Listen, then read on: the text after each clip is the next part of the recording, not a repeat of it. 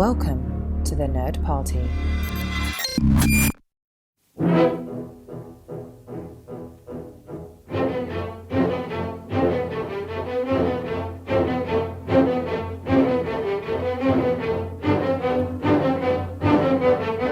Hello and welcome to a special Between Takes episode of Missing Frames. I am your host, Shawn Eastridge.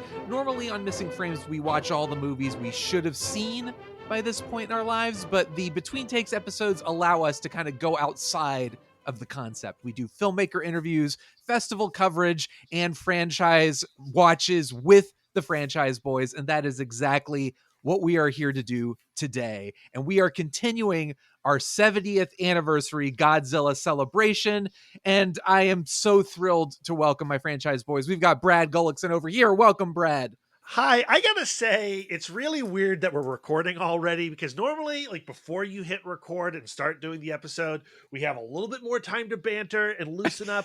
And I feel like I haven't loosened up at all, but we're doing it. Let's go. You have to do it. You have to dive in. And in the other corner, we have Aaron Prescott. Welcome, Aaron. Hi, Shawn. See, he needed to loosen up too. Listen to him. He sounds Aaron's like a dunce. This is loose and colorful. I feel a little defeated. I honestly do. Why is that? I just in this time off since the last time we've recorded, I've been doing some watching, I've been doing some reading, I've been also doing some listening, and specifically I've been doing some listening of some Missing Frames podcasts. And in that time, I have been called some sort of like elitist cinephile scum. That doesn't from my own air quote friend Shawn. That doesn't sound like anything. Oh no! Do we need to talk about Alien 3 here on the Godzilla podcast?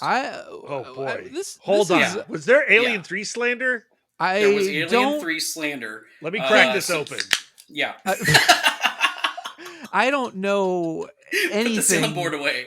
I don't know anything about any of this. It sounds like hogwash to me, mister. Well, and I would not encourage anyone to go listen to the Aliens episode that I did with my friend TC, in which I may or may not have made such slanderous comments that sound again outlandish. Never in my life. Or you could go listen to the Franchyze Boiz episode in which we cover. Did we do that franchise? We did. Believe it. And it's funny. Alien Romulus is out technically today, tomorrow. Saw it last night. You saw it last night. What? Give us a sound effect that demonstrates how you feel.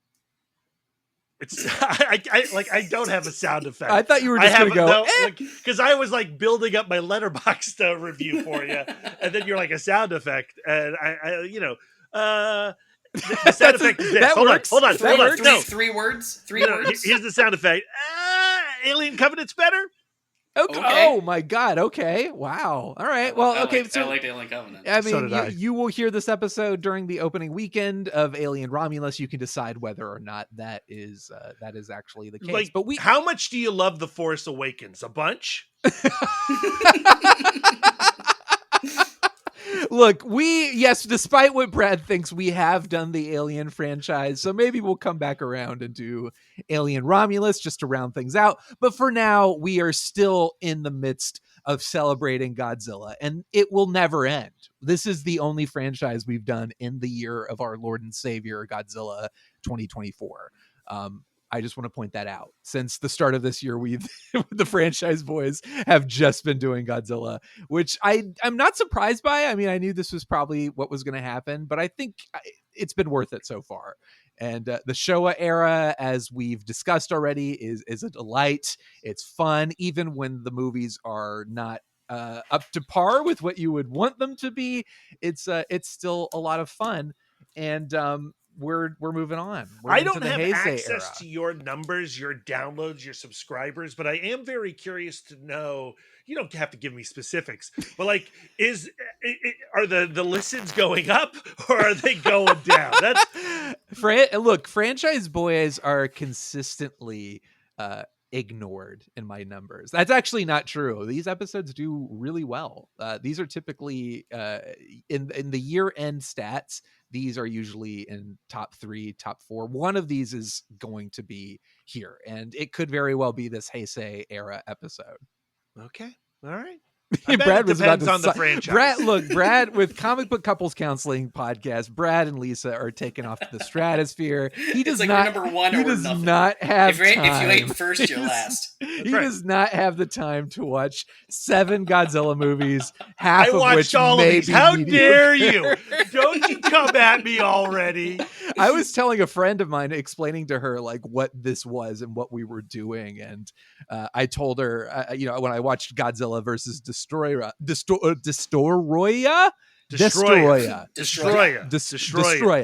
I told her I watched that, and she's like, "Oh, so you're finally done?" And I'm like, "Oh, with this era." But let me tell you what, there are maybe 20 more films to watch, if not more than that. So no, I'm not. We are not anywhere near to done, but we are going to get there by the end of 2024. That is my solemn vow to I don't believe that at all. to the listeners who I swear love the Franchyze Boiz episodes so much. It's the 40th anniversary of Ninja Turtles. We could be talking about Turtles in Time right now. We could be, and I am going through like a Ninja Turtles thing, like obsession right now. It would be perfect. But you know what, Brad? We're not going to let you sideswipe this and take us off track. We already did Alien. We're going to do Ninja Turtles someday, but we are here to say it up. So let's say it up. Let's start with the Return of Godzilla, 1984, but then also confusingly in America known as Godzilla 1985, because it was released the following year. But this is a whole decade Godzilla has been slumbering. The franchise went to bed with, what was it? Was it Terror of Mechagodzilla? Correct. That's it. Okay. So that kind of put the franchise to rest for a bit. And it was a significant bit of time for a popular franchise. I know that one I don't think was very popular. I think it was it did terrible. I think there's a 9-year difference between the two movies.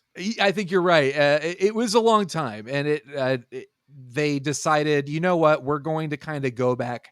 We're going to do a back to basics approach. We're going to have Godzilla once again not be the kind of cartoony superhero kid-friendly version that everyone had gotten used to and tired of. We're going back to the gritty, the angry, villainous Godzilla, and we're ringing in a whole new era of Godzilla, starting with that. Even though technically the Heisei era of Japan didn't start until Biollante, this is considered the first of the Heisei era because it's the reboot. It is kind of kicking things off. So Aaron, we'll start with you. Do you have any fond memories of watching this movie, or how do you feel in general about the Return of Godzilla / 1985? Well, I guess I'll throw it back to you as well. Like which, and maybe to both you guys, which one did you watch? Did you go with Return or Godzilla 85? And does one work better for you? Have you not seen another one? Like, where do you guys lie with the Americanized version versus the Japanese version? I mean, the American version is the one I saw originally, and my nostalgia is attached to that one. Right. Yeah, I saw that one first, and I barely remember what the American version was, but I do remember seeing it and being terrified of the opening scene where the guy goes onto the ship and there's like floating jellyfish monsters and dead crew members. I remember being like, this is too much for me. I'm 9. I can't watch this. Yeah. But in all my Godzilla watches since, I've stuck primarily to the Japanese versions. Yeah. Just because I think, and there's a whole, there is a whole story and tale that is involving English dubs of Godzilla, and just how they kind of for years and years were just a running gag, to the point where people were like, oh, Godzilla movies are actual jokes, like they aren't real movies. So, yeah, well, and we're Criterion owners, so of course we go with the original subtitled version.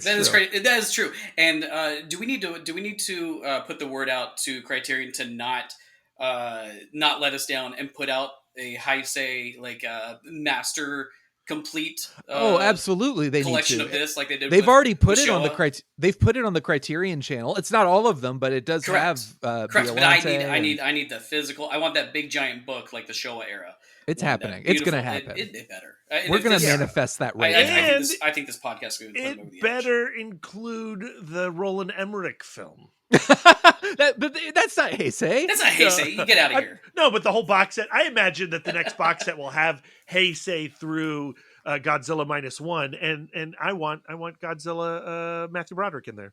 I want the 4-disc, like we're getting the 4-disc 4K of -1. I want the Japanese to release a 4-disc version of Godzilla Roland Emmerich with only interviews from Japanese filmmakers and Godzilla original Scholars. Godzilla creators. Scholars. Yes, scholars. I want the feedback from Japan on Roland Emmerich Godzilla. We're gonna get to Roland Emmerich Godzilla, not in this episode. We're going to get there eventually. Is that its own era? That's, I mean, One and it done. kind of is. It kind of is. I think it'll probably be an American We'll probably just put with Legendary. Godzilla era, but it is in a category of its own. But Yeah. Aaron, so Return of Godzilla, did you see it when you were younger? Did you have to wait until you were older to get access to it? I honestly can't remember where 85 came into the loop because I did watch like Biollante and King Ghidorah. Those were like two like ones that I watched so many times growing up, and so I know I've seen Return at some point, but I don't really recall where. It all just kind of like melded into one big. Oh, I'm watching Godzilla, and that's all I really needed. But it was interesting because on this round of rewatches, I actually watched both. I watched 85 and Return. Oh, And- wow. Okay. Yeah, and well, what I found interesting was I kind of have I can't remember what we really talked about when we did the Showa era because it was like I felt like that was 8 years ago that we talked about it. But there's I have this disdain for the King of the Monsters because it was such like a watered down the American remake of the original. Yes, exactly. Yeah, and Not and so I had- Godzilla himself, not the King of the Monsters himself. No. The King is King, but no, the King of the Monsters, the Americanized version that had Raymond Burr in it. Right. That one always, it felt wrong. It felt like trying to take a step back and like saying, "Oh, it wasn't, not our fault. That we didn't have anything to do with that." And so there was always something that kind of that irked me about it. And Godzilla 1985 had the same feeling, and that connective tissue was Raymond Burr. And so I was like, That's I just right. remember, I like- forgot he comes back for the Yeah. 1985, the American version of this movie. yeah. And when you watch it, like, it's pretty much the same story cut all the way through, but they have these intercut scenes, not just with Raymond Burr. They have other like American, a couple of American characters. Cause the whole story is kind of like this political, Japan caught in the middle between the two superpowers, between Russia and United States, and being these two superpowers that are just like, let's just nuke it. And they're like, and Japan knowing that they're caught in the middle of this, and they're the only ones that truly understand what that means and Yes. and the ramifications of that. And which it's also that is baked into Godzilla, the that character. it is the essence of why this is even a thing, of why it's even a discussion. And so so there's that story aspect of it, but the thing about the insert shots from I think it's R.J. Kaiser, the director of the American parts of 85. He's the director of Hell Comes to Frogtown. The great Roddy Piper classic. And so it has these like completely like just immature, just like comedic elements that, and like we said, this Return of Godzilla, it's taking a much darker tone. It's taking a more aggressive, more seedy, more realistic tone as with, to kind of stick with that original movie. And the American parts just completely take it out of it. The one thing that really pulled me in that I was shocked about this time was Raymond Burr. The one thing that I did not like about the first one, because he personified the Americanization of the original King of the Monsters. But in this movie, there is one person that is giving it his all, that is almost acting like it's Shakespearean, that is taking it completely serious, and that's Raymond Burr. You should like the like final scene. He has like this kind of monologue that goes over some of the other footage, and it's really kind of great. And I Nice. just wanted to say that about it is that Raymond Burr, who once took me out of the original Americanization, completely kept me in on this one. It's still not a great movie because of how silly the Americanized version is, but Raymond Burr is elite level Shakespearean style acting that we need in these Godzilla films. Yeah, I feel like that's an element that might at least make it worth watching more so than maybe King of the Monsters is. Yeah. But Brett, how do you feel about Return of Godzilla? Well, if I can heisei anything, I would say that the movie going back to a darker tone, trying to follow in the footsteps of the original Godzilla, is admirable, and I understand why we needed a reboot in that way here. At the same time, in hindsight, it's not necessarily what I want Godzilla to be in 1984. So I liked Godzilla 85 as a kid, but watching Return of Godzilla today, it just felt like a wannabe original Godzilla. That's exactly how I feel about it. It's middling is the word I choose to describe it. And what makes it more disappointing is that it is okay 10 years after this had better be, you expect, and we are trained now that well, we're kind of trained to feel the opposite, but there was a period of time where if you were going to reboot something, it had better be great. Like Batman Begins is great. Casino Royale is great. Star Trek 09 is great. So there is this feeling of, in 84, you're like, oh, the Return of Godzilla. They waited 10 years. That's 10 years to come up with who knows how many great ideas. It's going to feel fresh and exciting, and it's going to look great because it's in the 80s versus the 60s, 70s. And then it's just sort of like, oh, I love the design of Godzilla. I like Godzilla being, the angry villain again.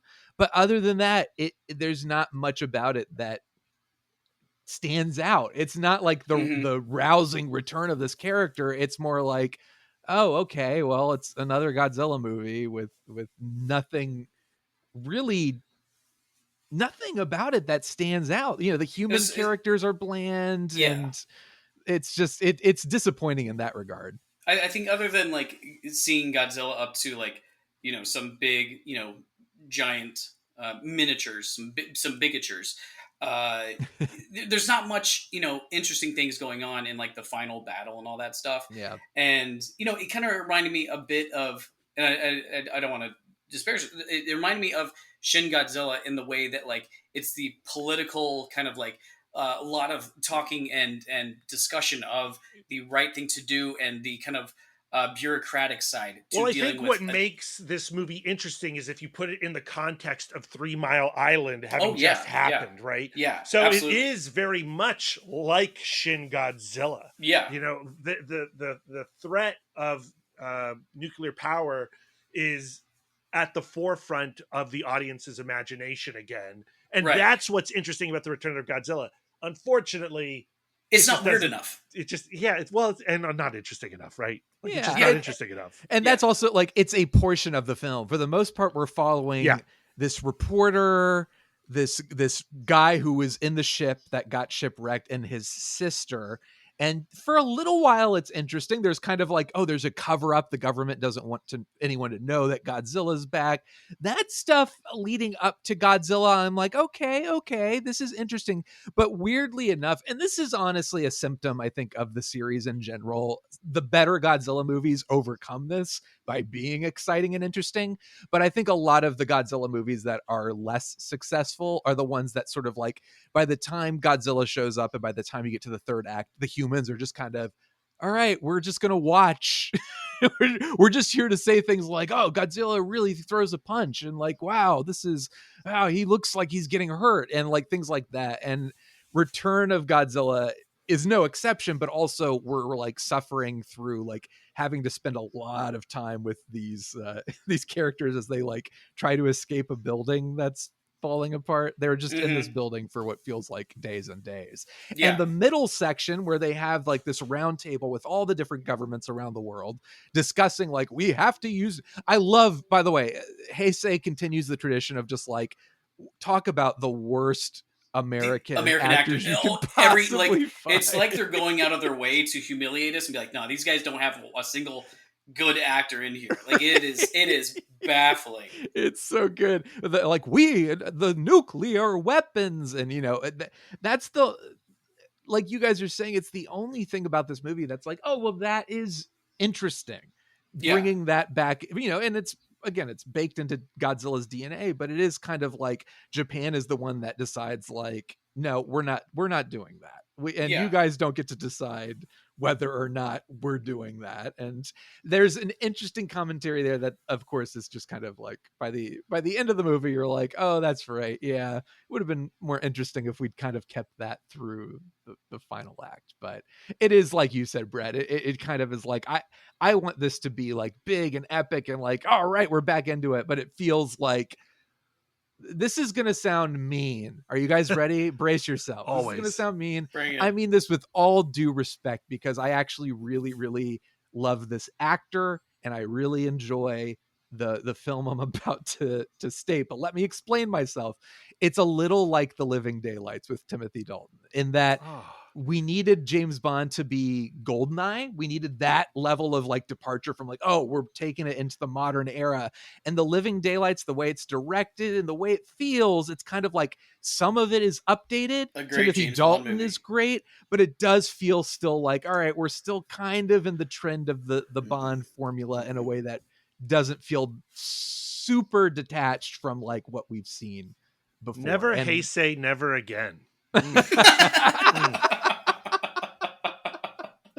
Right. Well, there you go. So that's Brad. Just to let you know, I'm keeping a tally of how many Heisei puns you have throughout this thing. You should prepare yourself. Yeah.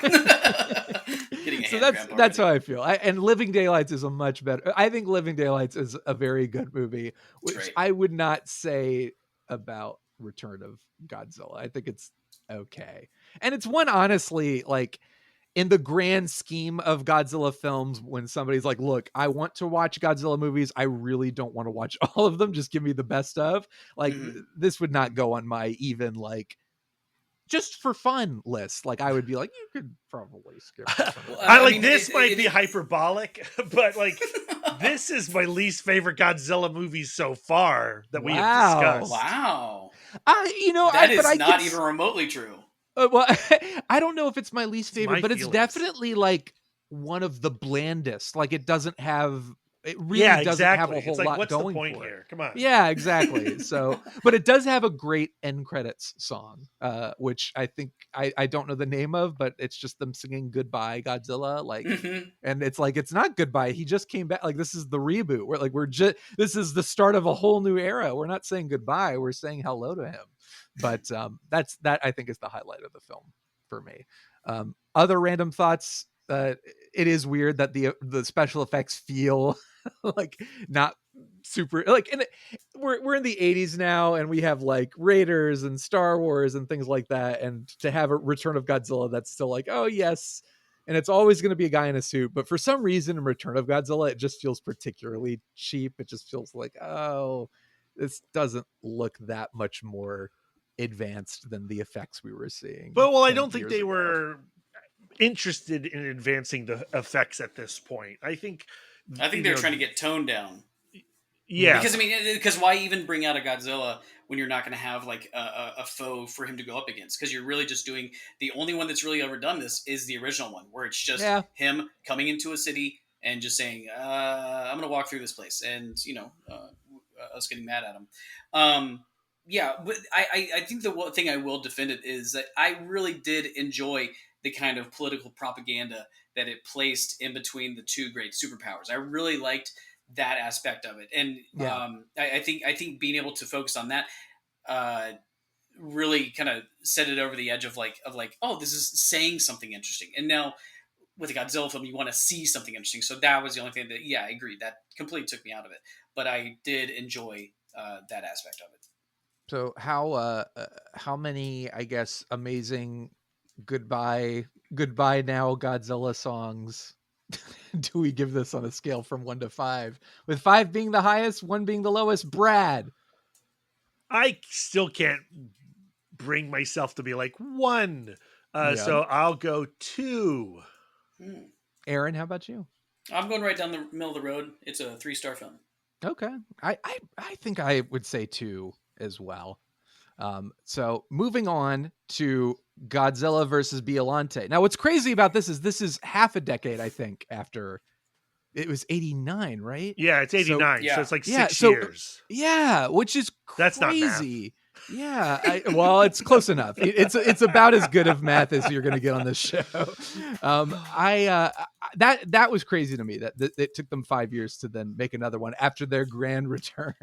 It seemed like nobody was really ready for Godzilla to return, but it was like Return of Godzilla was successful. People wanted more Godzilla, so I don't know. But Biollante, and I feel like also Godzilla hunger was really starting to build up at this point. I think in the 80s, people were discovering the older Godzilla movies, and a craving was developing. The video market Godzilla was films. coming out, so it makes sense that people, especially in America, a lot of these films are becoming available for the first time as English dubs. But like, still, like for us as kids, that's like, who cares? This is great. It's Godzilla. But Biollante was 5 years after Return of Godzilla. And one of the Godzilla movies that falls into the category with like HEISEI ERA, where it's like there is no other Godzilla movie like this. It's very weird. It's somewhat unsettling and kind of in a league of its own. But before I go too much into revealing my opinion, Brad, we'll start with you this time. How do you feel about Godzilla versus Biollante? When did you first see it? I have no idea when I first saw it, a long time ago in a galaxy far, far away. But I think you can guess what I think about this film. You mentioned one of my favorite Godzilla movies already. This movie is incredibly weird. It also goes like, you know what? Nuclear energy, that's passé. That's boring. How about biochemistry? Like plants. Ugh, gross. And yeah, I'm down for it. I love Biollante. Aaron, how do you feel? This is great. Inject the soul of a dead girl into every bad guy is what I say. Hell yeah. It's so much fun and it's weird and you have no real clue what's going on. But the thing that's great is you get the social commentary, you get the environmental commentary, and you get this crazy looking, just beautiful monster that, I mean, the guys of Godzilla, especially in the Heisei era, like are just if there was an Oscar just for putting fog into a shot, they would be getting the Oscar every year because like it just like sits there and makes everything so moody, and they backlight this creature as if like the sun is just following it the entire time. It's so cool. And just put it on the side of a windowless van. That's all I want to say. And it ranks number 1 on Greta Thunberg's Godzilla list. Oh, really? There we go. This is her number 1. I want to know what her top 5 is. I didn't even know she had one. Yeah, no, she loves Godzilla Rides Again. That's there amazing. And somehow that doesn't. Did you say Godzilla Rides Again? Raids Again. I think I'm starting to feel like I have some level of deja vu that makes me think we made a joke about that's what it should have been called in the Showa era episode. Yeah. It feels like that's where that was going, because I do want Godzilla Rides Again versus Godzilla. Yeah, it's him and Ernest, and they're taking it right down the court to the hoops. Biollante is one of the best creature designs in this entire franchise. Yeah, totally. And again, you never see really, like maybe Destoroyah, but you don't see anything like Biollante as a creature or a concept in this franchise. It's like, okay, we have the scientist who's haunted by the death of his daughter who was killed by Godzilla, and he imbues this plant, this experiment that he's working on with his dead daughter's cells, so it becomes like filled with the soul, the spirits of his dead daughter, which is like an idea they don't really they don't develop it quite to fruition outside of just as a talking point. Like they pay it lip service. They're like, yes, my daughter's cells. And then at the end, it's like, you see her floating head. Like, yes, oh wait, her I forgot about floating, that. her Zordon head floating into outer space. And it would have been really interesting, I think, if we'd homed in a little bit more on this scientist's maybe obsession with Biollante and like obsession with, this is my daughter reborn and she is our defender. That's like me nitpicking. I think Biollante is great. I'm with you guys. I think this is such it gets by solely just alone on being so bizarre. But there's also a lot of ridiculous stuff.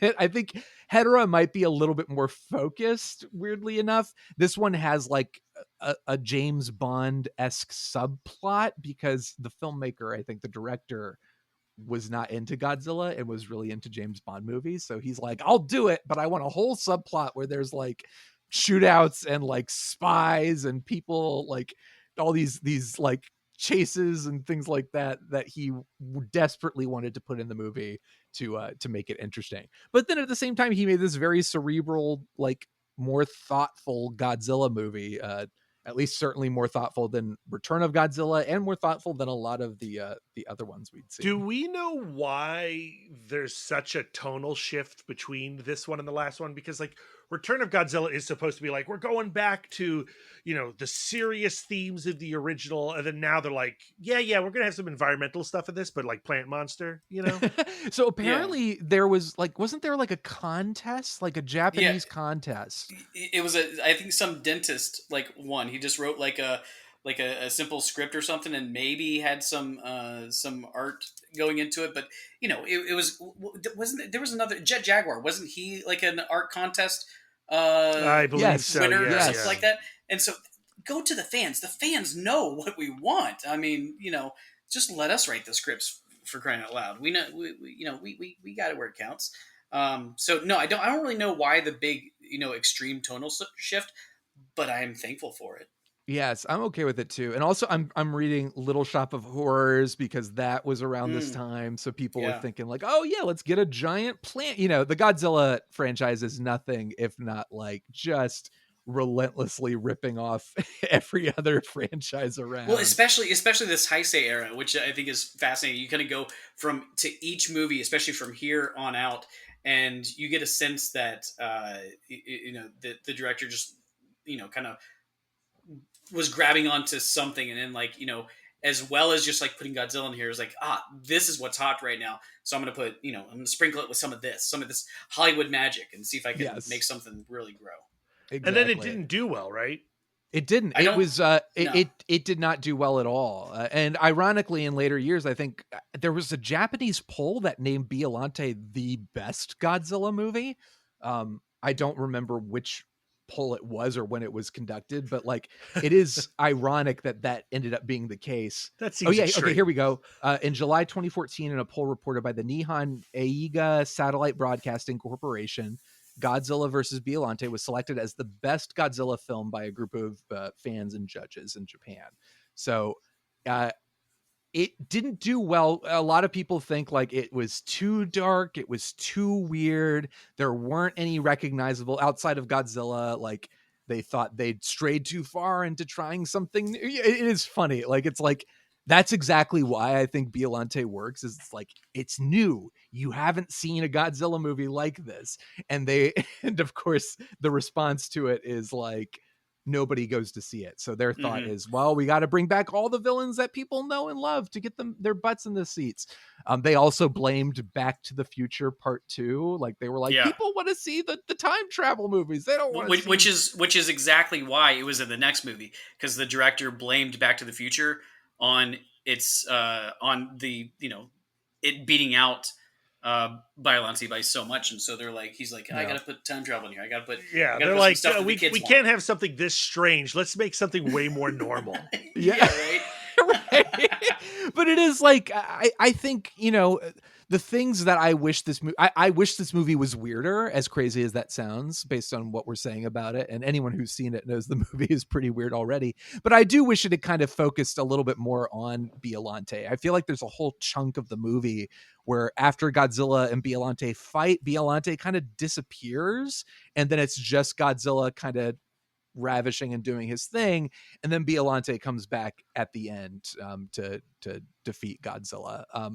I wish it had been a little bit more focused on maybe like the relationship between Biollante and the scientist dad, who's sort of like the human characters in a lot of these movies is relegated to spectator, and he just starts commentating like, Godzilla is fighting Biollante. Yes, this is the destruction we've wrought, and Japan, the pain we are suffering, it's brought it on our. It's a lot of that stuff, and I almost wish there was a little bit more of like, how does he feel about this thing that is basically a representation of his daughter? Like he emotionally, he's not super affected by it, feels like. And then he gets shot at the end of the movie. It's sort of, and that leads into another chase, James Bond-esque chase scene where a car flips over and there's a wacky fist fight in the mud. So that's really like you could go weirder with Biollante, but Biollante is also so strange, and like HEISEI, it really falls into that same category of like wholly unique, and you really don't get a lot of those in this franchise. So for that, it gets a lot of love from another aspect that I liked about it is the introduction of the Miki character, because we kind of get this through line. She doesn't really get to do much in some of the other movies, especially up until like probably SpaceGodzilla is probably like, when she kind of gets to do the most things, and then in Destoroyah, she has a really big part.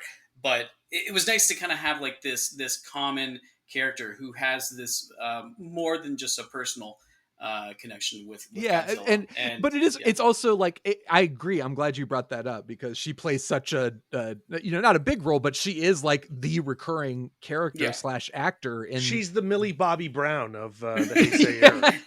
Hey, yes, come on. Yes, I don't give her a little respect. But it is like, oh, this random psychic character, it is something we've seen, weird outer space stuff and weird stuff in this franchise, but like psychic lady who is tuned in to this giant plant that is the scientist's dead daughter. It's like, oh, this is very strange, and it's interesting and great that they bring her back, even though, like you said, Aaron, she doesn't have much to do for the next couple movies. It's cool that she's there at all. But anything else, Brad? Anything else you want to send off Biollante? I mean, I think the climax of the film is top tier Godzilla monster kaiju battle stuff.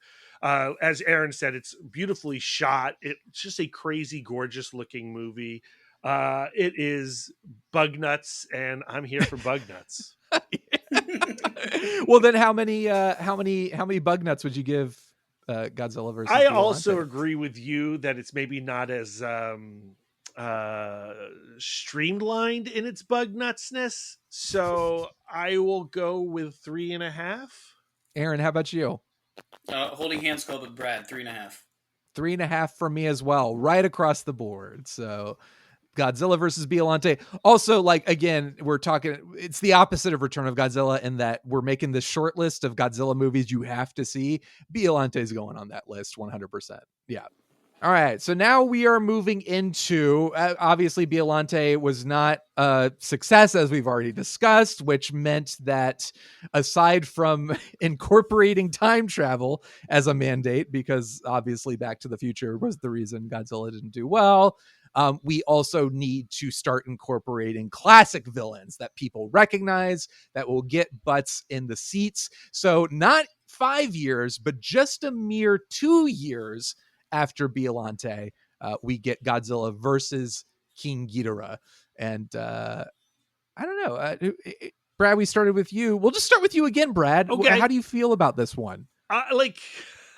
I love King Ghidorah, so if King Ghidorah is involved, I'm really into it. The Futurians, however you say their name, Mhm. I'm not so sure how I feel about that element. You don't like the T1000 slash Ah, T800 yeah, mashup? I like the big swing of this movie. I don't know if it's a swing that I would have taken, but I appreciate it. But most importantly, it's about bringing King Ghidorah back and then going like full mecha King Ghidorah at the Yes, end. yeah. Like that's like, oh, this is what I'm here for. Uh, but yeah, I don't know. And I do like when aliens show up. I love a good UFO in a Godzilla movie. It's true, but it is interesting that like it only took what I mean, we have 5 years between Return of Godzilla and Biollante, but it only took 3 movies for them Yeah, to go right back to like, okay, crazy sci-fi, goofy, yeah, and this is where I absurd. want to be. Like this is like I know we differ in this regard, but this is the neutral that I like my Godzilla films to be in. I'm okay with it too. I just think it's funny that in general, the Heisei era is kind of acclaimed as like, oh, it's the darker, like back to Yeah, basics. But there is a period in this this era where it is like it's just Showa movies, but updated for the 80s and 90s. 100%. Aaron, how do you feel about this one? I love kitchen sink cinema. When you throw anything Yes, and yes, everything into that preach. that one sink, and it's big, it's deep, it holds everything, and you're like, I'm just gonna stir this thing around and see what see. I'm gonna take a little ladle. I'm gonna taste it. Does it taste like crap? I don't care. It's got everything and everything. It's got dinosaurs. It's got holograms, androids, World War II revisionist history, Time jetpacks, travel, tank time travel, lasers, time travel, Major Spielberg. Major Like you, Spielberg. this, I intently love this movie. Like, there's so much about this that is so much fun and stupid and great and ripping off of other movies, and it's a work of art. I sent you, I think back in November, back when we were originally going to start this last November, I sent you the clip because I'd forgotten about the Major Spielberg Oh yeah. line. And I think I sent you guys the video, like, can't wait to do this in a couple weeks. And now here we are 8 months, almost a full year later, finally getting around to it.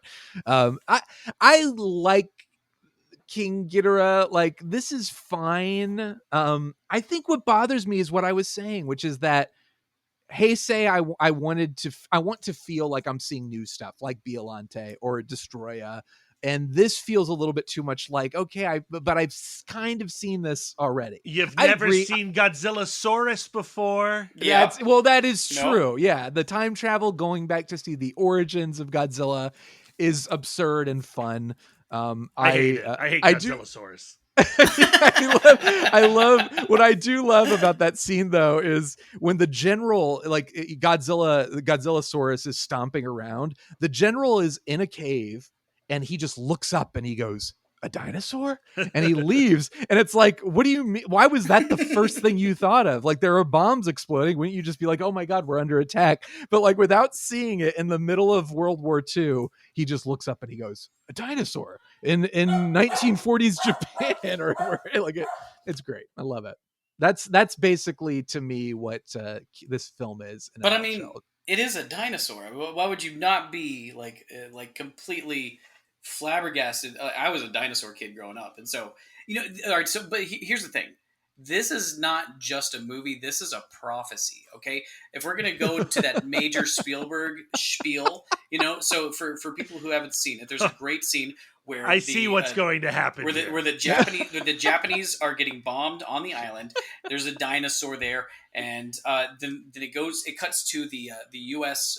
Cruiser or whatever, and the guy comes out and says something to Major Spielberg, and he says, "Hey, I hope your son back home can," with another terrible American actor, by Yes, the way. Like, amazing just continuing the performances. trend of just finding the worst possible people to deliver these lines. But he says, something about his son when he gets back home. He hopes he can tell these stories to his son or something like that. This is so. First off, the director alone is just talking about the amazing art and oeuvre of Steven Spielberg. up until 1991. We are now looking at a dinosaur island where they just bombed the crap out of a dinosaur. I'm sorry, Brad, can you tell me what movie Steven Spielberg puts out 2 years later? Schindler's List. The other movie 2 years later. Jurassic Park. I'm sorry. Are we talking about time travel in this movie? Because Brad was waiting that whole time. I knew he was to reveal that punchline. I'm waiting. And it was I'm worth teeing it up it. for him, and I'm just letting him rip. But never say a word. And check. Okay. Or no, I meant to say don't say a word. I messed I'm it taking up. that one away. That's Taking that all one right. away. Take the That points. doesn't count. Okay. No, that's I there's so many Do-rats. Are you kidding me? Like they're cute. They're Pokemon.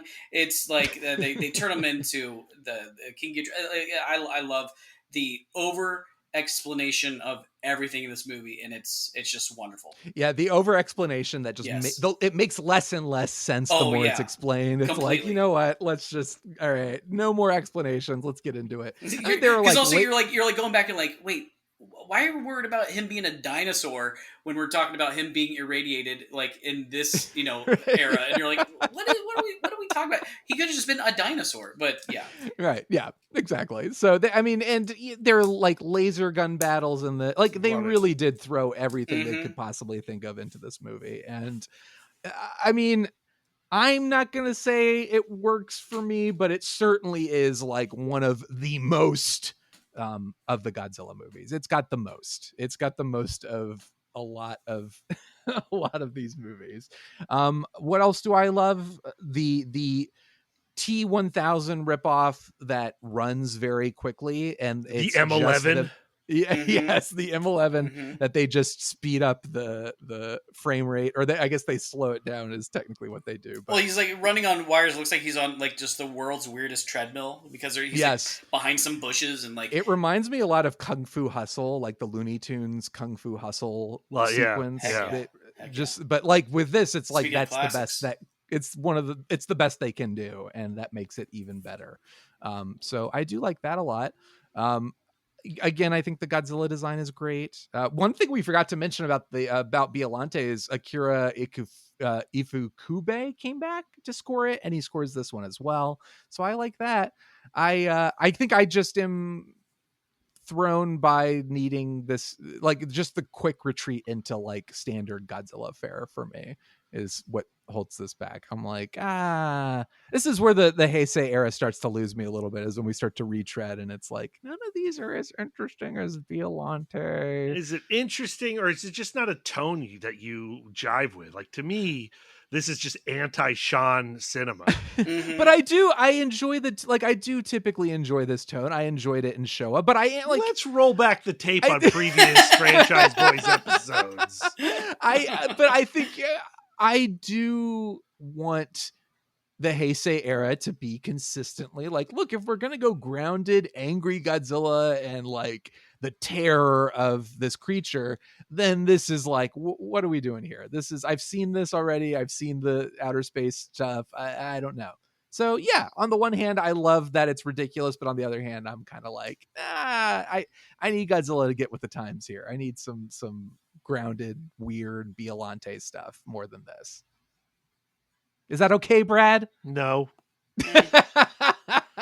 Well, what else? Is there anything else that needs to be said about this one? This is the same director as Biollante. Yeah, Godzillasaurus's sound effect is recycled Gamera sound effects. Is that right? Great. Yep. I'm okay with that. Get a little Gamera in our Godzilla.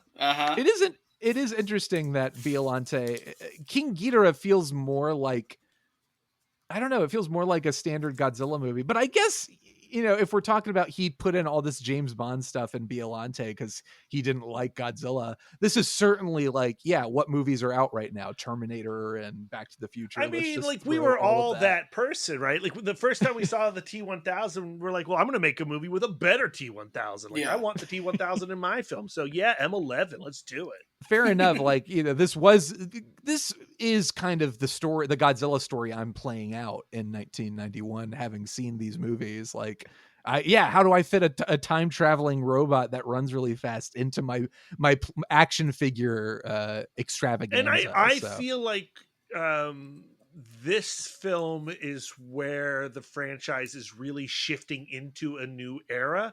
To me, the previous two films are kind of looking for a new vibe, landing on it and then abandoning it. And so like this feels like the true beginning of the Heisei era for me. Okay. I think because it's kind of a conflicting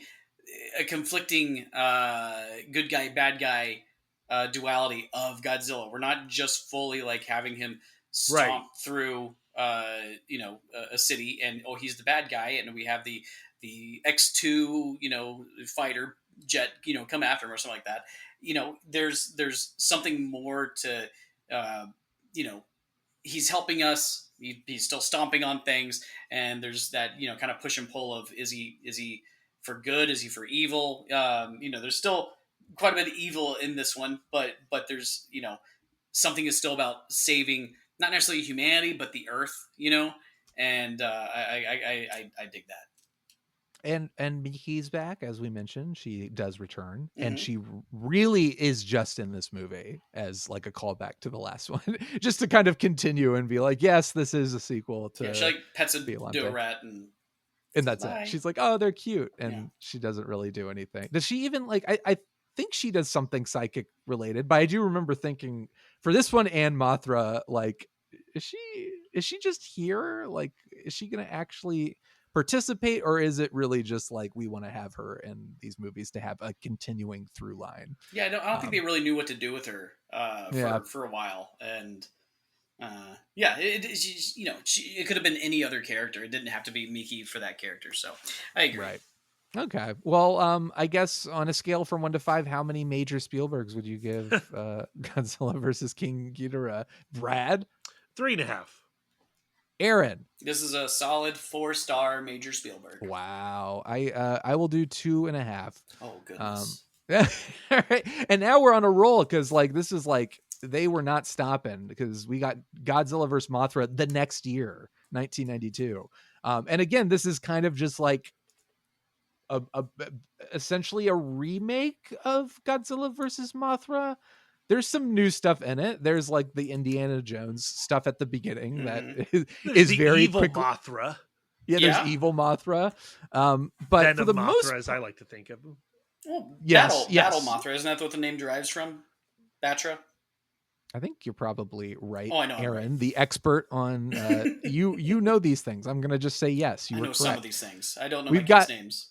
We've got the Cosmos back, so it pretty much is like a remake of Godzilla versus Mothra, which again is why I am not the biggest fan of it. But What do Aaron, you listen? Aaron, I think we need to discuss this. What is your issue? You're so okay with Godzilla coming back, but as soon as one of his other friends comes back, you're like, oh, why? Why do they have to be here? Why can't I just have something new? I'm Why really can't starting they to do question if Shawn likes Godzilla movies. I want these things. I just wish it was more like, I'm like, wait, I was excited the first time. If you're going to repeat, like basically have it be like, it's, the first time we're seeing Mothra, it's like, I would like it to be a little bit more. But at least we're I don't know. But at least we're repeating King Ghidorah and Mothra. We're not repeating like Rodan the Dum Dum and sure, but I also am like, will I ever watch Godzilla versus Mothra 1992 over 1964? Mothra versus Godzilla? No, you will not. Yeah, so that's kind of like, I'm like, why do I need to watch this? Why, the Heisei era, which I think in this rewatch of it, I'd forgotten, I guess, this period of movies within this era, that it's like, oh, these are just like zany remakes, like updating, I guess, the effects and like bringing people back to the theater to see the things they recognize. But for me, like, it was like, Biollante is where I wanted this to go. And so there's a part of me that's like coming to terms on this podcast with like, that's not what the Heisei era is. The Heisei era is kind of just like semi-soft remakes / reboots of films we've already seen in this franchise. And King Ghidorah at least has like all of that insanity going on with it, whereas Mothra just doesn't really. Like it has Yeah. the Indiana Jones stuff at the beginning, but then that sort of disappears, and then the rest of it is just kind of bland. It's like the Indiana Jones character is like a good for nothing deadbeat and like the dad. Indiana Jones stuff doesn't feel as like relevant or No. because Not at all. like the T-1000 had just happened, Yes. before King Ghidorah, and Indiana Jones were, I guess Last Crusade was happening at this time. Yeah, Yeah, 89. Yeah, a little bit. I don't know, little but it bit. doesn't But feel. no, I get what you're fresh. saying. I get what you're saying, though. It does feel a little bit like, oh, okay, because we, by this point we'd had 3 Indiana Jones movies. Maybe it was a Romancing the Stone reference. Oh man, I wish. Yes, obviously, yes, absolutely. So I get it. This is kind of like if you've got time travel and you've got crazy robots and all that stuff, then having like, oh, this guy is just like in a tomb and the stairs are falling out from beneath him and there's a bridge, a rickety old bridge. It's sort of like, are we doing like exciting Indiana Jones stuff, or is this really just like we got another budget cut and we have to come up with stuff that can work on a budget? So I like it's always fun to see these enemies and these villains, or not really. Mothra's not the villain, Godzilla's the villain, but like the monsters updated to be modern day, quote unquote. But I'll tell you what I kind of liked about this one, and different from the original Mothra. First off, Mothra's obviously a fan favorite. She's beautiful. She's she's just want to look at her and just awe, and she's cute and she's cuddly. Should we go, Brad? Do we need to leave? We've already had our moment, okay? We're on speaking terms. They got the cigarettes out. But she's got the Mother Earth element, and she's there to protect humanity. And then you have this Batra character, which I found interesting, because even though it's the battle Mothra, it's not necessarily the darker alter ego Mothra. It kind of is like the Hugo of Bart Simpson sort of thing. You just kind of left him up in the crawl space to kind of rot for a little bit, but he's the protector of the Earth. And so you have the protector of humanity, protector of Earth. The protector of Earth does not care about humanity, does not care about the people, but that's what Mothra is there for. The maternal instincts versus the paternal instincts. The paternal just wants to be like, hey, I got to protect my house. And the maternal wants to protect the people. And I like that dichotomy of it because, again, Godzilla's just coming in there and he's kind of a dick. And, he's just kind of doing what he does. And, yes. But I liked that sort of next level because I thought it was just going to be a simple, I thought it was going to start to be like a team up sort of level of Godzilla and Mothra versus this bad, against this bad Mothra, because we've kind of grown accustomed to Godzilla eventually turning into the good guy and teaming up and taking out the bad looking guy. But I liked that this one had a couple more layers to it and giving us that, and then it turns into the two of them kind of sticking together, teaming up, and then dropping Godzilla like the turd he is. That's what I don't like about it. So do you just want Godzilla to be do you like him as the good guy versus the bad guy? Yeah, of course I do. He's the Earth's protector. He's got listen, I agree with you. I'm just asking. Of course. I'm not Shawn. But to me, this movie is like a cover band. Like you can't see the Beatles because they're dead, but you can go watch a cover band and recapture a little bit of what you loved about the Beatles. Yeah, I don't think that's how that works. Isn't that what I've been saying this whole time? That you've been taking me to task? No, these are basically the entire time you were talking, Shawn. I was like, damn. I feel a lot like Shawn right now. Finally, yes. One cool thing about it, Akira Takarada came back, who was in the original Godzilla and a few of the other ones. So he's in this. I recognized him and was very excited about that.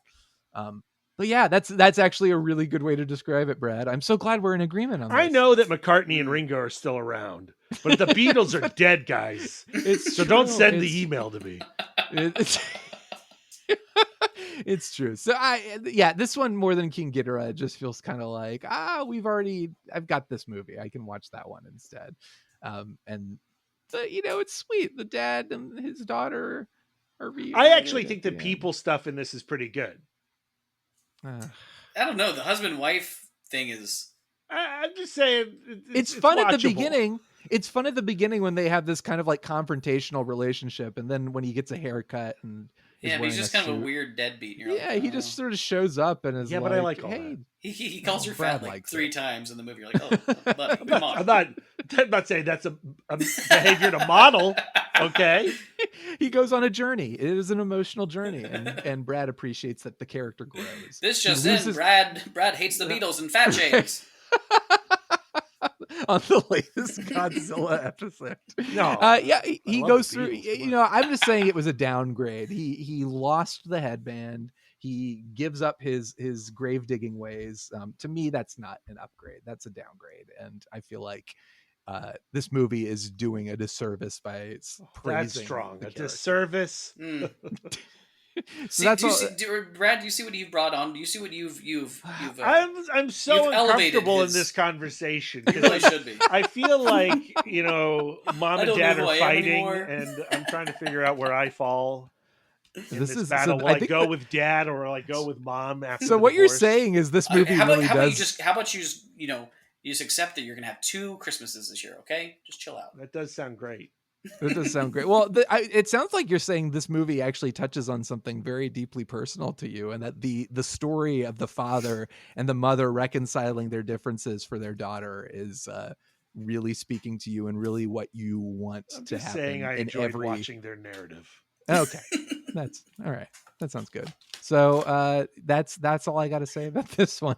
That's about it. How many Indiana Jones dime store Indiana Joneses would you give this on a scale from 1 to 5, Brad? 3. Aaron, how about you? It's 3-star Indiana James, yeah. Look at that. I 2.5. I think Yeah, you it need makes to perfect adjust sense. how you rate things. I'm only a half star below you. I think we all just gave it 3. I think so. Moving on to the not at all confusingly titled Godzilla versus boy. Mechagodzilla Oh, boy. 2, which is neither the second Godzilla versus Mechagodzilla film or a sequel to either of those films. It is just Godzilla versus Mechagodzilla 2. Strange movie, but does benefit from the fact that now Mechagodzilla is controlled by a team of are they called G-Force in this one? Is this where the G-Force starts to show up? Yes, they are. Is Wikipedia, it G-Force? yes. Okay.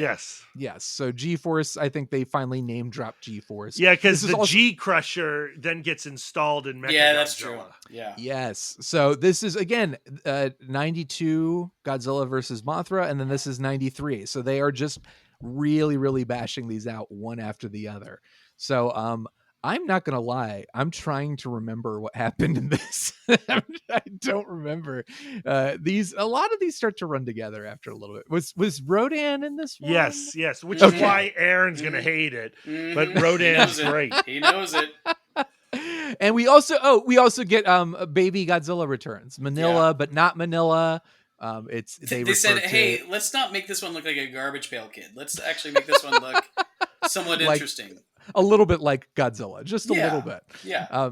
So there Which, is like, that. It's weird because I mean it feels like they never like fully pull the trigger on saying it's a baby Godzilla or it's Godzilla, like, because they're like, oh, it was a parasitic egg that melded with. Were they trying to say that it was Godzilla and Rodan's baby? Like, Dude, I could not for the life of me figure it it's out. really strange. Here's where I finally came down on it. Is I was like, I feel like we're watching like a marital spat. Like Rodan and Godzilla have history, and then Rodan's like, fine, I'm gonna take care of the kid. You're being a bad dad right now. They go off, they fight, they do all their stuff, and then by the end of it, Rodan like sees how good of a father Godzilla's finally being, and she's like, I'm going to give you all my love, and now he's a dad. I don't quite understand it. I mean, you explained it pretty succinctly. Did I? You helped me understand because I Okay. barely remember what happened in this movie. I do remember Miki gets something to do. She Yeah. is she's Yeah. piloting Mechagodzilla, so that was fun to see. It was like, great, finally they got a use for her. She also communicates with whatever the baby is. Yeah. Yes. We should ask her what's going on. Yeah, so there's that. So that this has that going for it. Like, she gave it a name. There's some like Voltron action with that Yeah, gunship Mhm. connecting with Mechagodzilla. And also for Kazuma, who just happened to be a pterodon enthusiast, he shows up in this movie. You're like, hey, buddy, you're never gonna believe this, but guess what we got in this movie? It's a freaking pterodon. Right. A pterodon enthusiast. You're never gonna believe. You're gonna lose your mind on this one.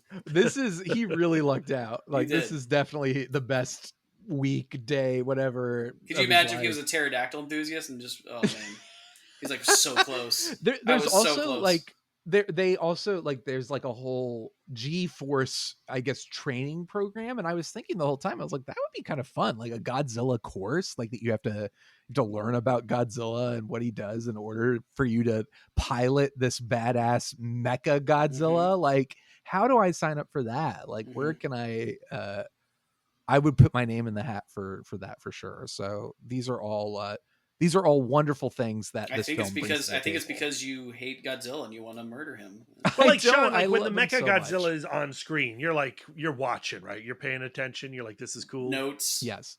Yeah, I do that. I think, again, Mechagodzilla, what this movie does, unlike Mothra, the Mothra remake requel, is like, this is like, oh, there's a new element to Mechagodzilla. It's that the people are piloting him.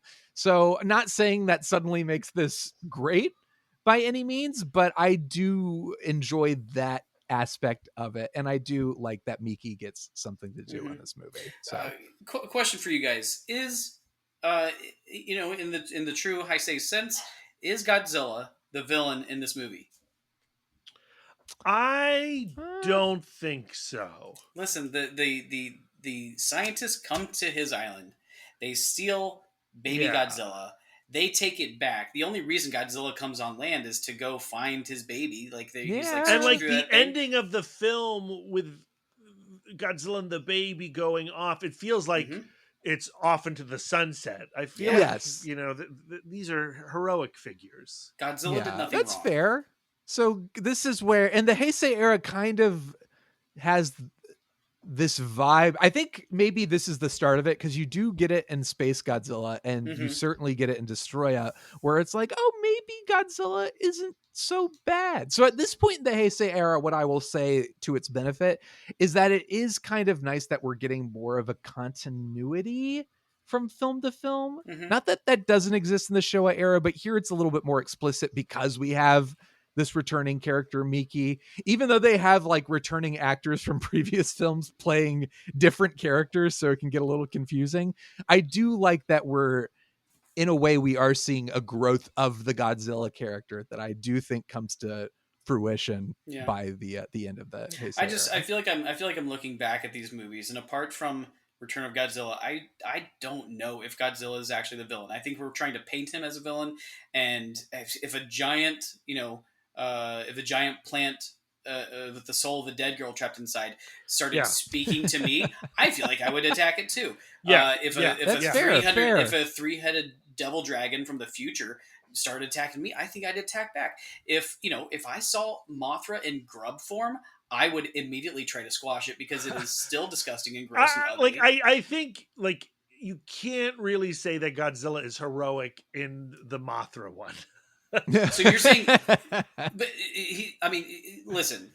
Maybe that was when he got humbled. He got humbled in that one. Did you see Mothra in grub form again? I can't keep looking at that thing and just being okay with it. She's disgusting. She needs to. That's bigoted behavior, and we're not about it. I'm fine with that. Well, I think maybe, Godzilla was humbled by his battle against Mothra and Batra. Okay. And then in Mechagodzilla 2, we see a little bit like he's matured a bit. He's ready to be a father. Sometimes being a father does that too. I agree. Yeah. So I think we are seeing right now, up to this point in the franchise, the only character that's had any growth is Godzilla, but I'm okay with that. That's what we're here for. So, what is there anything else about this movie? I think this film is a little dull. It is dull, and it also introduces the concept of Godzilla having a second brain in his tummy, I think. Yeah, I'm fine with that. Yeah. That makes sense. Come on. And it's not really his tummy. Great. I mean, they're literally saying he's got a brain in his ass. Like that's just weird. There you go. But you're right, Brad. Continue along this train of thought. It's a little dull, but the highs are really high for me. Mm-hmm. There's a lot of good like kaiju smackdown. Yeah. And so like when that's happening, I'm like invested. I'm here for it. I'm enjoying it. I'm having a good time. Fair enough. Anything else you want to add, Aaron? No. All right. What are the ratings? Do we want to do pteranodons? Pteranodon enthusiasts. Yes. How many pteranodon enthusiasts do you give this, Aaron? I with the number of kids that I will associate it with the number of kids that I have. 2.5 kids. Okay. Yeah. That's all I really claim. I don't know if you've consulted with the church, Aaron, but that half is a full being. I'm not sure about that one. He's made some mistakes. So, Brad, how about you? I have consulted with the church. I am right with the Lord. It's 3 stars. It's a 2.5 for me. I don't know where I stand with the church at this point. All right, SpaceGodzilla. Godzilla versus SpaceGodzilla sounds way cooler than the movie actually is, but SpaceGodzilla is a badass. That's my review. I would love to know what the Godzilla fanatics are doing on the other end of this podcast, just screaming like they're creating voodoo dolls of Shawn Eastridge, and they're just jabbing it with blades, not needles, not nails, blades. My God. Thank you for making that happen, everyone listening.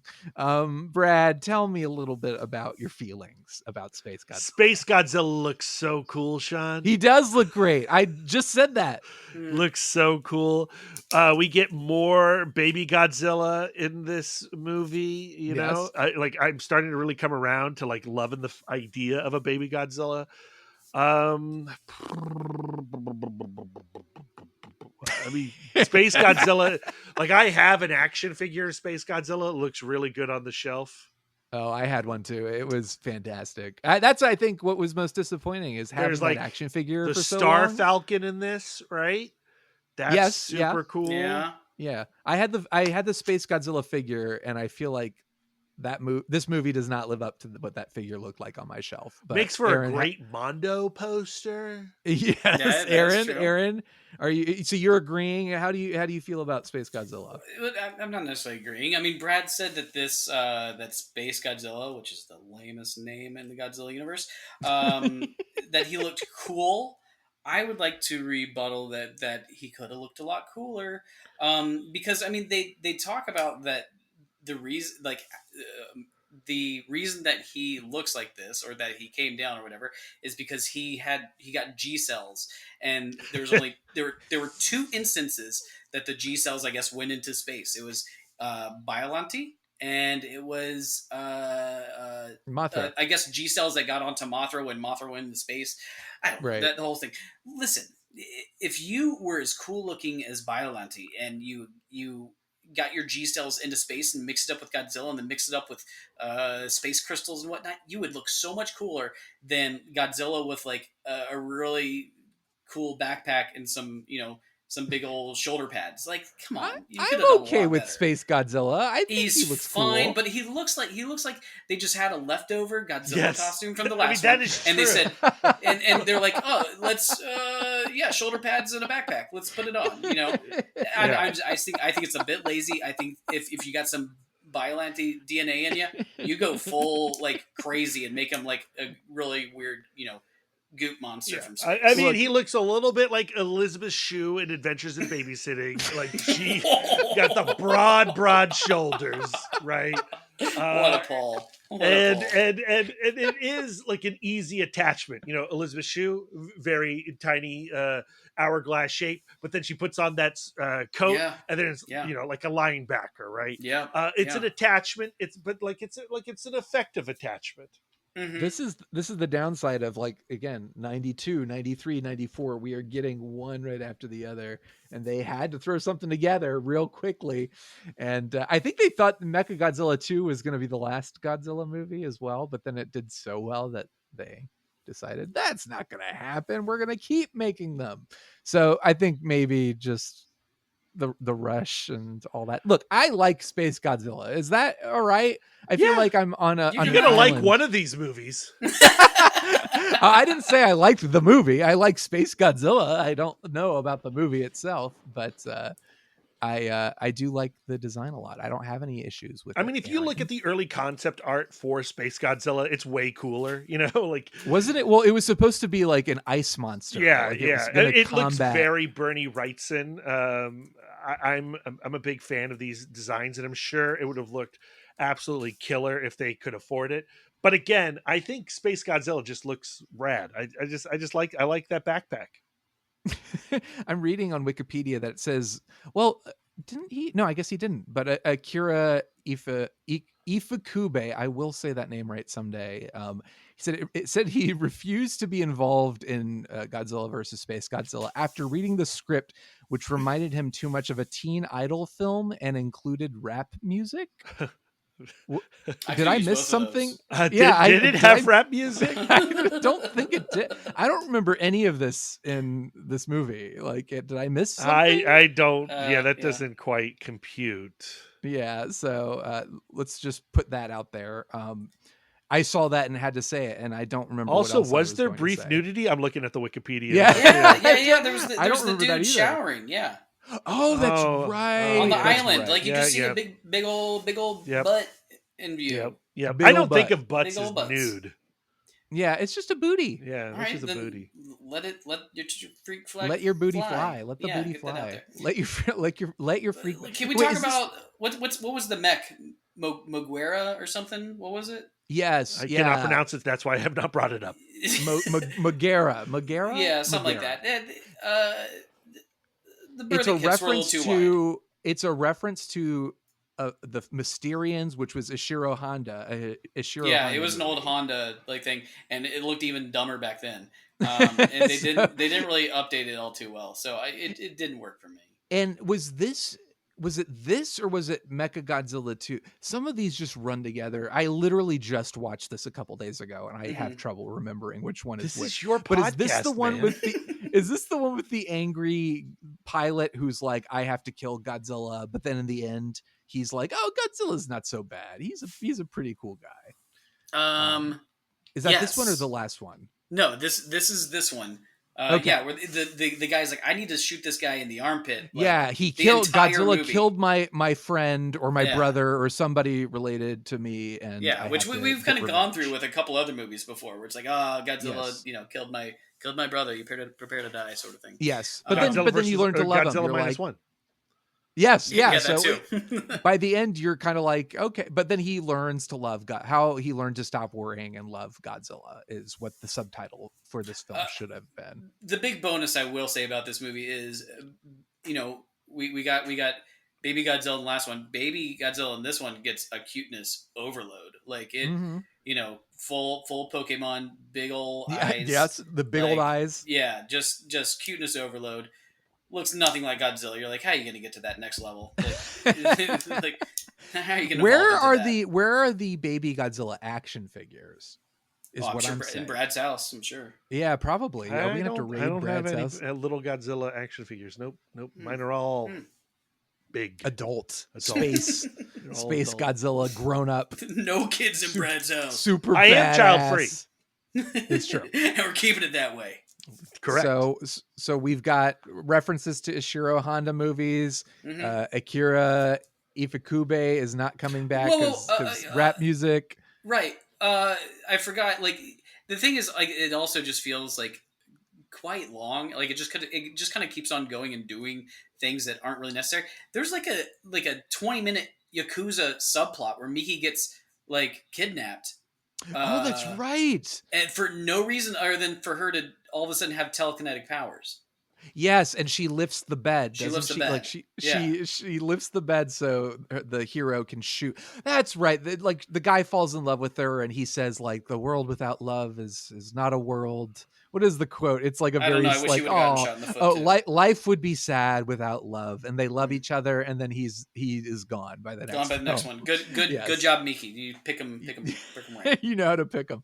Yeah. But I also love they do try to tie it all back together with the, we have to get the message in there. These are message movies about like humans are destroying the world. But this one is, if we keep putting things into outer space, if we use outer space to dump our trash, it's going to come back as SpaceGodzilla and kill us. That's the lesson of the movie. They say if we keep polluting the universe, more monsters will come attack us. So yeah, at least they tried to bring in the environmental messaging. I'll give it that. Yeah. Anything else? Brad, you're suspiciously quiet. I mean, let's just go. Come on. All right. How many space crystals would you give SpaceGodzilla? 2. 2. 2. All right. 2 across there we go. Now we're cooking. We are cooking with gas. So with geodes. We I have to say the HEISEI era at this point, I remembered enjoying it a lot more than I did. I don't enjoy the HEISEI era as much as I recall. There's still one more film, Shawn. I know. I'm building to it. Okay. Brad, There we let me go. I knew it was build coming. the Okay. suspense. Okay. Yes. Okay. So I What was a at this terrible podcast mate. up to this point. A lot of the complaints I've made, like, oh, why couldn't we have had more stuff like Biollante? Why are these just kind of soft retreads of movies we've seen before? Feeling a little disappointed, a little bummed, but like I knew we were going to end on a high note because I remembered having a lot of affection for Godzilla versus Destoroyah, which is really, it's painted as like the final Godzilla movie. It's the final HEISEI movie, but it could also be the final Godzilla movie ever. And it's also amazing. I love Godzilla versus Destoroyah so much. But see, we're ending on a high note. Not only does the HEISEI era end on a high note, this episode will end on a high note. Brad, talk to us about Godzilla versus Destoroyah. Yeah, it's fantastic. It's so good. We begin with Godzilla. He's having a little bit of a health crisis. His heart is melting down. Yes, he's breaking out in rashes. He looks terrible. By terrible, you mean he looks amazing. Yeah, he looks so good. What he a looks great so good. It's pretty killer. He looks badass. And then we get all these mutated crabs that are the result of the oxygen destroyer from the original Godzilla film. What a callback. And they form into Destoroyah, which is such a gnarly looking kaiju. This like is literally what I'm talking about. The actual Satan of kaiju. Yes. Yeah. And he's here to tear Godzilla a new one. I love so much that this so Return of Godzilla was basically like, let's ignore all the Showa era and pretend this is a direct sequel. But like Destoroyah does it so much better. It does it so much better with the callbacks. You've got what's her name from the original film coming back, reprising her role. You've got the oxygen destroyer bringing that back in actual kaiju form to be like the ultimate baddie for Godzilla. I love that stuff. This feels like a natural conclusion to 1954 Godzilla, to the point where I kind of pretend this is not only the end of HEISEI, but like the end of the character. Like this could be the finale, really. It can function as the finale as well. But sorry, Aaron, you talk a little bit about Destoroyah. I mean, you guys said it all. It's a great like cyclical storytelling that I agree with you. It does better than what Return of Godzilla was trying to do. I think maybe it's a little bit easier when you're trying to put, kind of like, an end point, a period, an exclamation point at the end of this, instead of, trying to pick up where you left off. But there's still something completely satisfying about this type of movie that's both kind of reverential and emotional, but also like you said, Destoroyah is just a kick-ass kaiju, and it's just another great freak of the week that you get to watch, in a great, end battle. But there's stakes in this movie that I think Yes. that a lot of the other Godzilla movies don't really have, especially the ones leading up through the Heisei era. Like, I mean, Shawn will disagree with me, but the Futurians cannot get away with what they're getting away with, so we have to stop them. But there's other things with Mothra and Space Godzilla where you don't really feel like it's like there's a lot. You're just kind of watching them flail around Well, and it's like par for the hoping. course for the most part. It's just Yeah, like, exactly. Godzilla's got to Oh, fight the monster. thrash. But like knowing that Godzilla is now in nuclear meltdown mode, and if he gets destroyed, it could be the end of the world.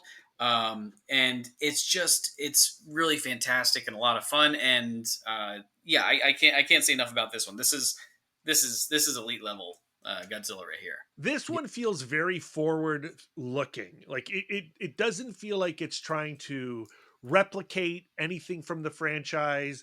This feels like it's Godzilla of the now being the mid 90s. Yes. It is. And it's also, there's this, you're absolutely right. It's the stakes involved. There is also a sense of like, we know where this is going. It's not just like, it's another episode of Godzilla. Let's do, it's the stuff we've seen before. This is no, you've never seen this before. You've never seen us kill Godzilla for real.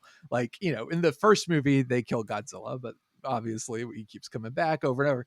But this is the one where they're like, this is going to be the final one. And they give it the emotional weight it needs. Like, the movie is very, for all the ridiculousness of some of the very aliens inspired stuff on the ground with the mini Destoroyahs, it's very somber. Like, there is this emotional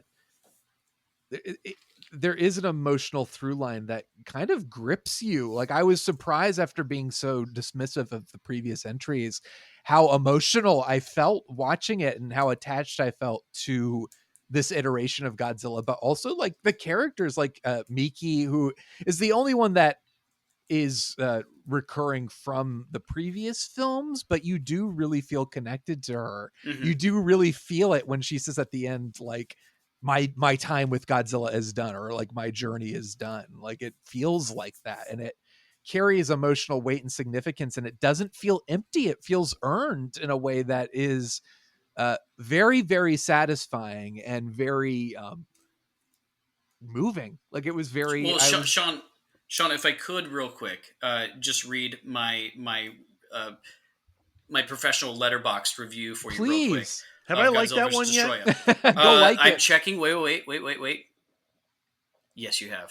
Excellent. So would you like to read it, or is this one of your like?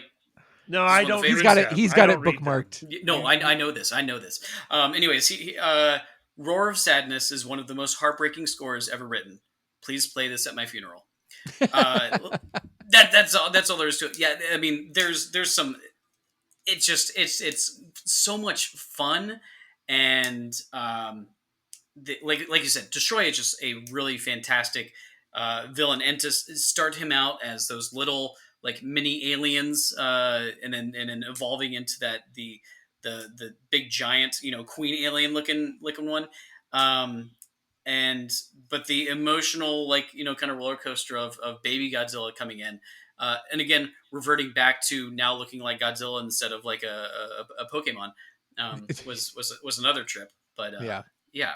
Well, there's also, there is the level of the humans feel involved in a way that is more satisfying. And Miki, like, there's a really dark, like, tragic element to the kind of culmination of her relationship with Godzilla Jr., where she manipulates him into his death because it's necessary to save Japan and the world. And like, kind of Junior's acceptance of that, like, it's all very like dark, and it's a very sad movie. Like, you're right, it is fun, and it's exciting in a way not many of the Heisei era films have been, like genuinely thrilling. But it's like there's a darkness to it, like when Junior gets like brutally not destroyed but like killed, like you feel that. And when Godzilla is like mourning his dead son, it's like, this is for them being like, oh, Biollante, we went too far. Destoroyah really amps things up a lot. Yeah. It does not feel like they were remotely concerned about like, are kids gonna want to come see this? Like, how's the demographic? Like, they are just kind of like, you know what, let's just put everything we've got into this and really crank this up to the maximum. And Yeah. it works for me on many levels. It works for me. I also like the idea of again, them kind of coming back around to the original, and with the atomic bomb, it was death that created this life, and then with within the movie, it was the oxygen destroyer, and it was this death that killed Godzilla or whatever. But then it also created this life that they found again. So it's kind of like these ideas of man never able to fully, create or manipulate life like it wants to. It cannot control it. In the words of another wise scientist, life finds a way. And, there's something really kind of cool with that. I think it was Major Spielberg who said that. Spielberg. Yeah, that is the guy that said that. I also want to bring up one thing because there was a line in the movie that I'm not sure I picked up on the first time, where they said the first Godzilla was killed 40 years ago, when they're talking about the oxygen destroyer. Was this the first time that they had referenced that there was a different Godzilla? It was the reporter girl talking to, I think maybe the scientist. I can't remember who she was talking to, but she said first Godzilla was killed 40 years ago. Do we think that's part of the canon, that this is a separate Godzilla, or? I think that's what they're implying, like, because they show like it's like this thing destroyed him, and then it's another one. And again, when you start to look at the the narrative arc and looking at King Ghidorah and saying, wait, which Godzilla is this that they're destroying? Like, is there another true. Godzilla? If they kill this one back in time, does that you have to just kind of go with it. But I think what they are implying in this is that this is a different Godzilla. It's spawned by the same process, but the 1954 Godzilla was its own thing. Yeah. Do you think Oppenheimer, when he was talking to Einstein, this is what he imagined? 100%. The chain of events. Yeah, I think so. This is what he was imagining. This was what it was all leading to in the end. Yeah. So yeah. When I Brad, was originally thinking about the ending of this movie, I was going to like refer to it as bittersweet, but it's not really bittersweet. I mean, it's really just kind of bitter. Yes, there's like a little teaser, like where it's like, oh, Godzilla, like, but it's not like Godzilla survived. It's more of the spirit of Godzilla lives on, and of course, like we get more Godzilla movies, but to what effect? Yeah. But there is, I did see it as almost kind of like a bit of hope, because the whole thing is like, they talk about, the temperature's going down, and then they zoom in on, again, that amazing fog work that the effects guys are just killing it with, and you zoom in and you see that silhouette, and he's just like, it's kind of like that silent roar that's in the background, and you get the feeling that it's baby Godzilla that has sacrificed himself. He is now taking the burden of being this walking nuclear reactor in order to save humanity, Yes. and then it's also like it is a realization of this character. Godzilla is a character that has now, through the course of these films, gone on an emotional journey to go from being just this pure destructive force to like the savior of Japan. And I think that's why this film feels tragic on a couple levels. First, like, we have a Godzilla that is essentially fighting for its life and dying and being destroyed from the inside, but is fighting to defend Japan, whether it knows it or not. But also, like, none of this is his fault. Like, he is our creation. It's our, like, the tragedy comes from like, humanity spawned this creature that is now being destroyed because of something it can't control in the slightest. So on many levels, it's like Godzilla's finally become the hero just in time for him to be destroyed. And it really is like, I think I'd forgotten how much of it really is a gut punch. Like it is, for films that like, yeah, the effects are a little dated and some of it is a little hokey. And yes, we're ripping off James Cameron here. And certainly like there are things to poke at. But for the most part, I think this is a really effective film overall. And certainly one of the mandatory watches for this franchise as a whole. Agreed. Brad, any final thoughts? No, you said it all. I think it's a fantastic film. Probably the best of the Heisei era. Actually, yes, it is the best of it. I'm just going to say it. I won't say until you've asked me what my rating is. Well, let's go ahead and do our ratings. What is this? Like, I feel like this one needs something. How many crying Godzillas do we give it? Oh, how about crying errands? Goodness. Yeah, crying. Yeah, I was like, you and me both, big guy. How many crying errands / Godzillas do you give this one? I'm giving it 4 solid teardrops. Brad, how about you? 4 as well. I will give it 4 across the board, ending on a high note. And then I guess, do we want to rank that? We can rank the Heisei. I feel like that's an easy. Yeah, list. Heisei's easy. Heisei's easy. Let's do this. Let's say Heisei, and then let's say top 5 including Showa. At just Showa and Heisei. Okay. Can we do that? Just to keep keep it easy because there's so many movies in here. It's not something where we could just be like, yeah, let's rank the 5 Indiana Jones movies. Let me pull the list up. Hold on. We still gotta pull the list. Well, let me just kick it off because I think I can do this. No, I'm going to Letterboxd as well. Well, I already revealed that Destoroyah is my favorite of the bunch, which is 100% the case. So, and I think we can all say that, right? This is the only one where we all gave it 4 stars. Yes, or 4 teardrops. Sorry, hold on. Nobody rated anything 4. I gave 4 stars to King Ghidorah. Yes, I did. That's right. Did you? But we all agreed on the one before this too, didn't we? Yes, we gave SpaceGodzilla 2 stars. Yeah, but we didn't give it 4. We didn't give it 2. 4. This is 4 stars. So okay. So here is my Heisei ranking. It goes Destoroyah, Biollante, and then I'm looking at a full ranking. Then King Ghidorah, then Mothra, then Mechagodzilla 2, then Return of Godzilla. Oh, okay. And then SpaceGodzilla. Okay. I thought we were going to have a very similar list. Brad loves that backpack. Brad, what's yours? I like that backpack. I'm going Godzilla vs. Destoroyah, Biollante, King Ghidorah, Mothra. King Ghidorah. Yeah, King Ghidorah, Mothra, Mechagodzilla 2, SpaceGodzilla, then Return of Godzilla. It could be that maybe I'll change it just so ours are identical because I don't particularly like Return of Godzilla. I can't say I really do. Like, I'm not going to fight for that to be like, yeah, it's higher. I don't hate either Return of Godzilla or Godzilla vs. SpaceGodzilla. They're just not the movies I'm going to watch anytime soon again. No, I wouldn't, and not high on any recommended like must-watch Godzilla movies. Aaron, what's your Heisei ranking? Listen, I want to put Destoroyah first. I want to join you guys in harmony.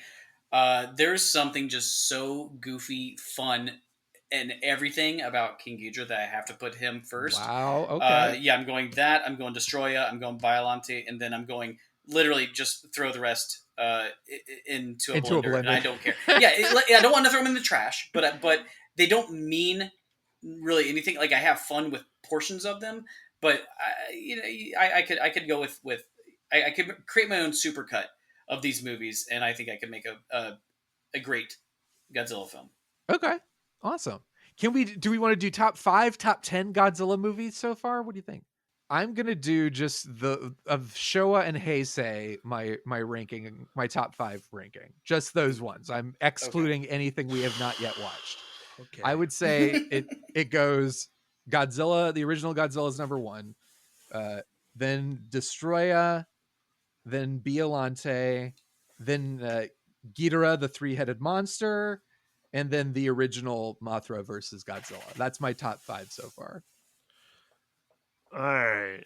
I am going to go, OG Godzilla. Then I'm going to go Ghidorah. Then I'm going to go Invasion of Astro Monster. Oh. Then Mothra versus Godzilla. Then Ghidorah, the three-headed monster. Okay. Okay. I'm going to go OG Godzilla. I'm going to go Godzilla King Ghidorah. The 92? 1? 92. Yeah. And then I'm going to go Destoroyah. Then Mothra Godzilla from 64? 63? 64. And then Godzilla Ghidorah. Nice. I feel like Ghidorah I feel like should be higher on my list. This ranking needs a revival. I mean, That's what I'm saying. Megalon for the Jet Jaguar. I know you guys are haters of Jet Jaguar, but I love Jet Jaguar. I don't like the movie except Yes. for the final 20 minutes. The battle is the best. whatever. Brad's just gonna go fiddle with his Space Godzilla figure in the So, corner. the next Franchyze Boiz episode is just going to be the Roland Emmerich film? I mean, For 2 hours. Yes. I think 2 hours of us discussing Roland Emmerich. I think we should do. There are a couple options. We could include it. We could bundle it in with the Millennium Era, or we could do just Millennium and then do the American. I think Godzilla that's the film way to down the go. line. Is Millennium and then it's Godzilla 98 plus Legendary. And then we treat Godzilla 98 like 3 Mile Island and just include that into the context of Godzilla Millennium. Exactly. Yeah. That is the plan. And yes, it will. I swear to the heavens above, to Mothra and all other beasts, that this is going to happen within the year. Okay, because August is almost done, man. You're right. We got to do it. So it's going to happen. But this has been great as always.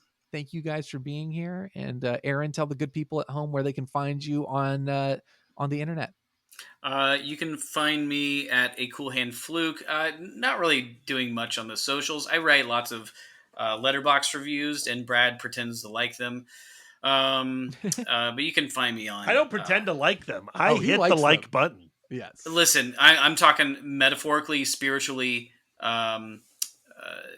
but never emotionally.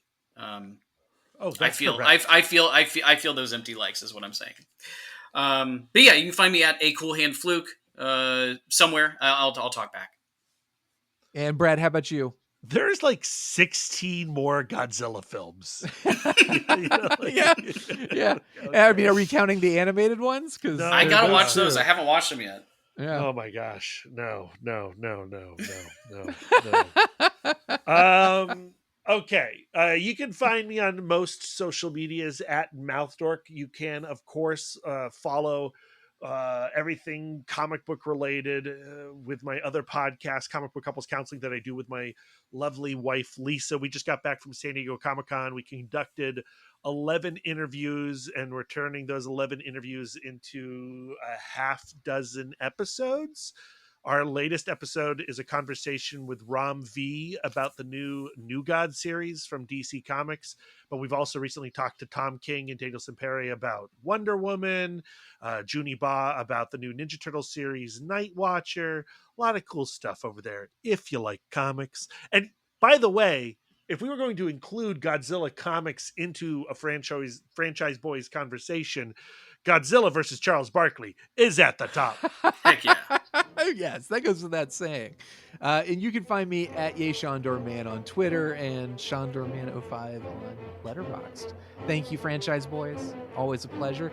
This will continue. Don't you worry. And we will see all of you at the movies.